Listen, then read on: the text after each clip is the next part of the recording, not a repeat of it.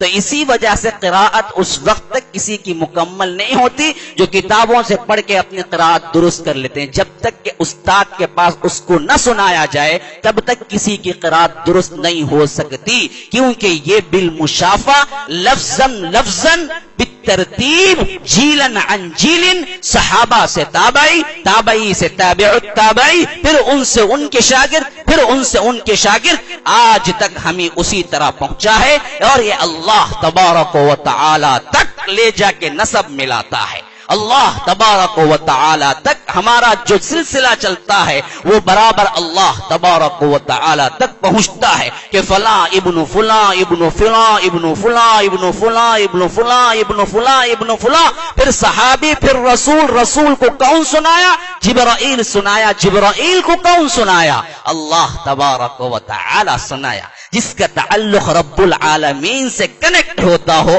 اس کی عظمت کا کوئی اندازہ کر سکتا ہے بندہ؟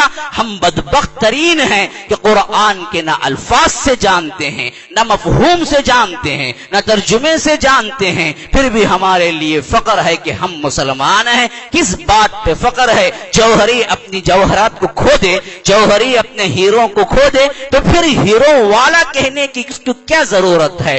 سونا سونے والا کھو دے پھر میرے پاس گولڈ ہے کہنے کی اس کو کیا ضرورت ہے؟ چاندی والا چاندی نہ رکھے پھر کہے کہ میرے پاس چاندی ہے تو وہ کیوں کہے؟ بعینہ ہی اسی طرح اللہ کا کلام جوہر سے بڑھ کر ہے، اللہ کا کلام سونے سے بڑھ کر ہے، اللہ کا کلام چاندی سے بڑھ کر ہے، اللہ کا کلام ہیروں سے بڑھ کر ہے، اللہ کا کلام زمرد یاقوت سے بڑھ کر ہے، اللہ کا کلام تمام جواہرات سے بڑھ کر ہے. لیکن ہم نے اس کو کھو دیا، نہ پڑھتے ہیں، نہ سمجھتے ہیں، نہ تلاوت ہے، نہ ترجمہ ہے، نہ عمل ہے، نہ کوششیں ہیں، نہ ذوق ہے، نہ فطرت اس کی طرف بھاگتی ہے. پھر ہم کہتے ہیں کہ ہم مسلمان ہیں. تو کس بات پہ تمہیں فخر ہے کہ اللہ تبارک و تعالی نے اس کلام کو ہمیں دیا؟ تو یہ سب سے بڑا شرف ہے، یہ سب سے بڑی سعادت ہے. اسی کی بنیاد پہ قوموں کو اٹھایا، اسی کی بنیاد پہ قوموں کو ذلیل کیا. جنہوں نے چھوڑا وہ ذلت و خوار ہوئے، جنہوں نے پکڑا ان کو عزتیں اور رفعتیں بلند ہوئی، کہ یہاں تک کہ اللہ تبارک و تعالی نے اپنے سب سے اعلیٰ ترین لوگ جو انسانوں سے بھی اعلیٰ ترین ہیں، جن کو کن سے پیدا کیا، نور سے پیدا کیا، ان کی مجلسوں میں اس بندے کے لیے فخر کا اظہار کرتا ہے جو کلام اللہ کے ساتھ اپنے تعلق کو جوڑتا ہے. تو اللہ تبارک و تعالی نے جب یہ صورتیں نازل کی، اس کی فضیلت اور اس کے پس منظر میں جب چند گفتگو میں کرنے کے بعد اصل مضامین کی طرف آؤں گا. اللہ کے رسول صلی اللہ علیہ وسلم بخاری، مسلم، ابو داؤد، ترمذی، ابن ماجہ، کئی حدیث کی کتابوں میں یہ روایتیں آئی ہیں جن کو میں اب پیش کر رہا ہوں. اللہ کے رسول صلی اللہ علیہ وسلم نے فرمایا آج رات مجھ پر کچھ ایسی آیتیں نازل ہوئی ہیں اللہ کی قسم نہ اس سے پہلے کبھی نازل ہوئی، نہ اس کے بعد، نہ زبور میں ہیں، نہ انجیل میں ہیں، نہ تورات میں. پوچھا گیا یا رسول اللہ کون سی نازل ہوئی؟ کہا کہ آج میرے لیے معوذتین نازل ہوئی ہیں. قل اعوذ برب الفلق سے لے کر من الجنت والناس تک، جو انجیل میں نہیں ہیں، تورات میں نہیں ہیں، زبور میں نہیں ہیں، پچھلی کسی کتاب میں نہیں ہیں، قرآن میں بھی جیسی نہیں ہے. تو اللہ کے رسول صلی اللہ علیہ وسلم نے اس کی فضیلت پہ فرمایا. عقبہ بن عامر اللہ کے رسول صلی اللہ علیہ وسلم کے پاس آئے، کچھ نصیحت کیجیے. اللہ کے رسول نے کہا کہ دیکھ، جو تجھ سے کٹے اس سے تو جڑ جا. ہم تو دو بدو کا مقابلہ کرتے ہیں نا جی. وہ سلام کرے تو میں کروں گا، مجھے کیا پڑی ہے کہ میں آگے بڑھ کے سلام کروں. وہ اچھا ملے تو میں اچھا ملوں گا، وہ منہ پھر لے تو مجھے کیا پڑی ہے کہ میں اس کے پاس جا کے کھگاؤں. میں تھوڑی حقیر ہوں؟ نہیں، یہ تو بدلا ہوا حسن سلوک تو نہیں ہوا نا. جو اچھائی کرے میں اس کے ساتھ اچھا کروں گا، بدلا ہوا بس. حسن سلوک کہاں ہوا؟ وہ تو تمہارا حق تھا کہ وہ اچھا چلا، آپ بھی اچھا چلے. اس میں حسن سلوک کیا ہے؟ اخلاق کیا ہے؟ نہیں، اخلاق حسن سلوک تو یہ ہے کہ جو تمہارے سے دشمنی کرے اس سے تم دوستی کرو، جو تمہیں پتھر دکھلائے اسے تم پیار دکھلاؤ، جو تمہارے لیے کانٹے بچھائے اس کے لیے تم نرم گدے بچھاؤ، جو تجھ سے کٹے اس سے جڑ، اور تو جس پر ظلم کرے اس کے لیے دعا کر۔ یہ اخلاق کا اعلیٰ ترین نمونہ ہے۔ عقبہ بن عامر کہتے ہیں کہ پھر میں ایک مرتبہ گیا، اللہ کے رسول سے پوچھا، اللہ کے رسول کچھ نصیحت کیجئے، تو اللہ کے رسول صلی اللہ علیہ وسلم نے ایسی ہی اخلاقی باتیں پھر نصیحت کر کے چلائی۔ پھر ایک مرتبہ میں گیا اور اللہ کے رسول سے پوچھا کہ اللہ کے رسول کچھ نصیحت کیجئے، تو اللہ کے رسول نے کہا کہ عقبہ میرے پاس ایسی دو صورتیں ہیں جن کو پڑھنے والا ہر دنیاوی مشکل اور اللہ تبارک و تعالی کے قرب اور حشر کے میدان کی تمام بلائیں اس سے محفوظ ہوتا ہے۔ تو بتائیے یا رسول اللہ، تو اللہ کے رسول نے کہا کہ دیکھ، جب بستر پہ آئے تو قل اعوذ برب الفلق، قل اعوذ برب الناس، ایک روایت میں ہے کہ قل هو اللہ احد، ان کو 3 مرتبہ پڑھے اور ہاتھ یوں جوڑے، پھونک مارے ہاتھ کو، اور تمام بدن پہ جہاں تک ہو سکتا ہے ان ہاتھوں کو مل لے، پیچھے آگے اوپر نیچے، پھر اس کے بعد سو جائے۔ اللہ تبارک و تعالی ایک فرشتہ نگرانی کے لیے مقرر کرتا ہے اور کوئی بلا تمہیں چھو نہیں سکتی۔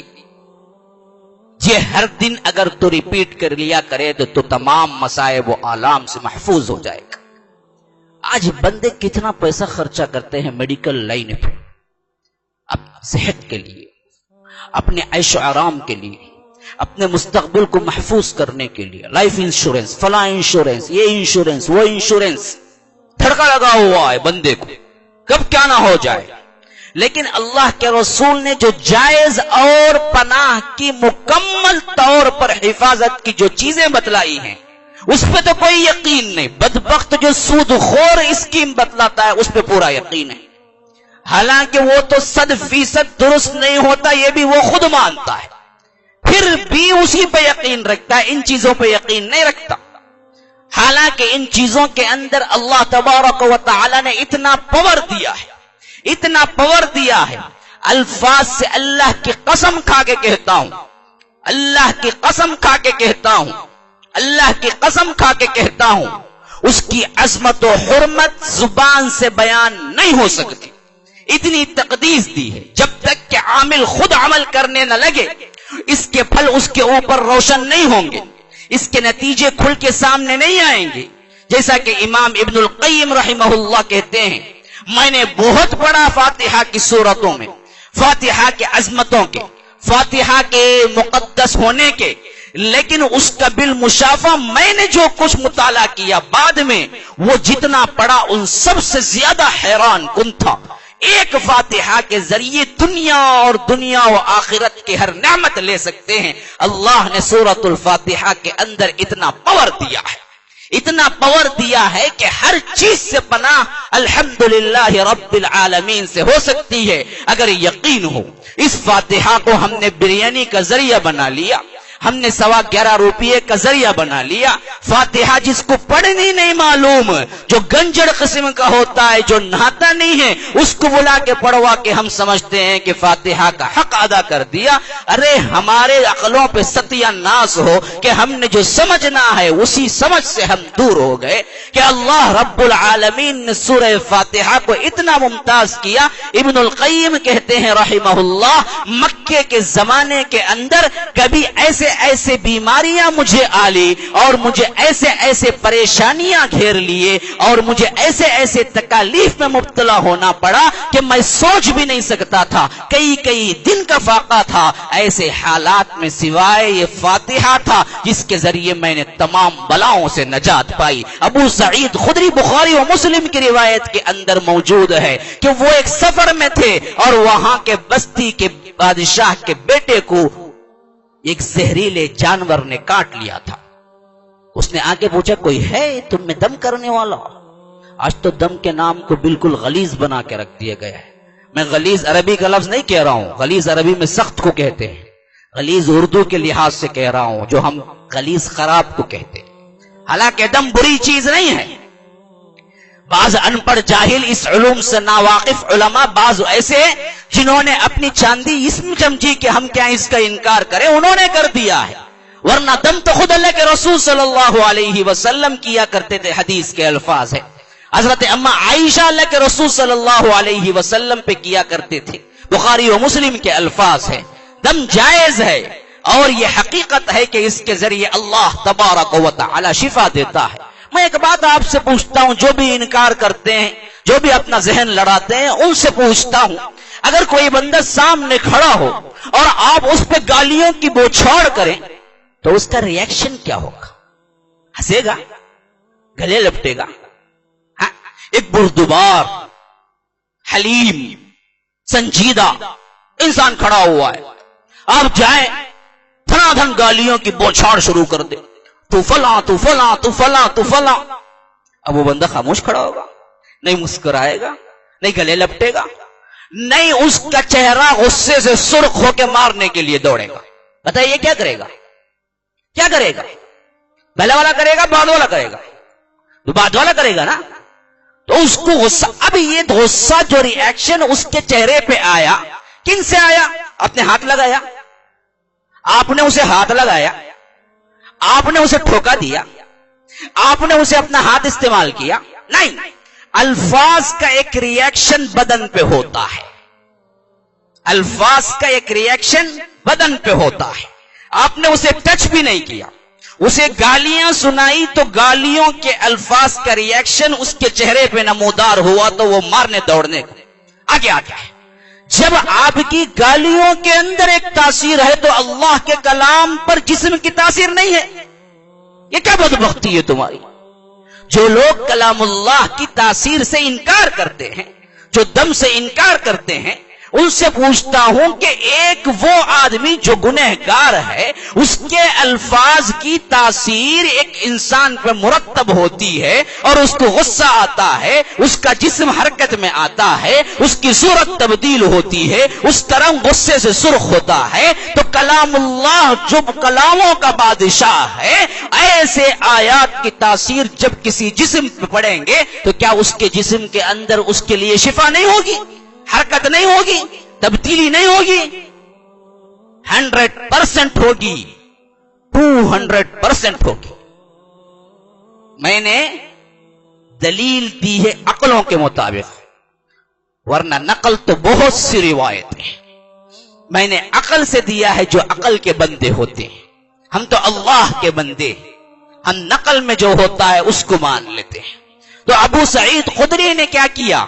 مجھے پتا ہے دم کرنے کا، آگے بڑھے اور سورۃ الفاتحہ پڑھ کے پھونک دیا، اور وہ زہریلے جانور کا زہر جاتا رہا، یہاں تک کہ اس نے 30 بکریاں تحفے میں دی۔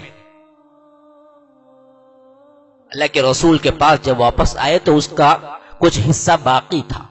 اللہ کے رسول نے پوچھا، اچھا انہوں نے فاتحہ تمہیں کیسے معلوم ہوا کہ فاتحہ میں یہ کچھ ہے؟ کہا کہ اللہ کے رسول مجھے اچانک خیال آیا، میں پڑھ کے پھونک دیا۔ اس سے معلوم اللہ کے رسول بھی نہیں بتائے تھے، لیکن خود کے اندر کا ایک ذوق تھا۔ تو اللہ کے رسول نے کہا کہ اچھا میرا حصہ لاؤ، اس میں سے میرا حصہ لاؤ، میں ہی تو سکھایا تھا فاتحہ تمہیں، 30 بکریاں لے کے آؤ، میرا حصہ کہا ہے؟ تو معلوم ہوا اس طرح دم کر کے لینا بھی جائز ہے، لیکن اس کا پیشہ بنانا یہ اور بات ہے، اس پر میں گفتگو نہیں کرتا، لیکن ہے یہ چیز بالکل صحیح۔ اب آئیے اس کی طرف۔ اللہ کے رسول صلی اللہ علیہ وسلم نے ان دونوں صورتوں کو معوذتین کہا، پناہ میں لے آنے والی صورتیں، تمہیں محفوظ رکھنے والی صورتیں، اور اس کا عملاً دو واقعات سے اللہ کے رسول صلی اللہ علیہ وسلم کی زندگی میں واسطہ پڑا ہے۔ بخاری و مسلم کی ایک روایت میں یوں موجود ہے کہ اللہ کے رسول نماز میں تھے، بچھو نے اللہ کے رسول پہ ڈنگ مار دیا، بچھو نے اللہ کے رسول کو کاٹ لیا۔ بچھو کا زہر کیا زہر ہے سب کو پتا ہے۔ تو اللہ کے رسول نے کہا کہ اس پر لعنت ہو، یہ نمازی غیر نمازی کسی کو نہیں چھوڑتا۔ ایک حدیث کے الفاظ یوں ہیں، یہ نمازی غیر نمازی کسی کو نہیں چھوڑتا۔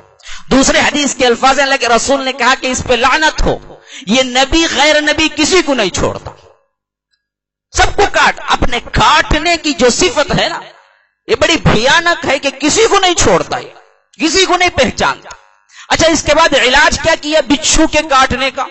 اللہ کے رسول نے کہا کہ جاؤ پانی اور نمک ملا کے لے آؤ، نمک کا پانی، اور اس جگہ جہاں ڈنک مارا گیا تھا اس پر انڈھیلتے رہے اور قل اعوذ برب الفلق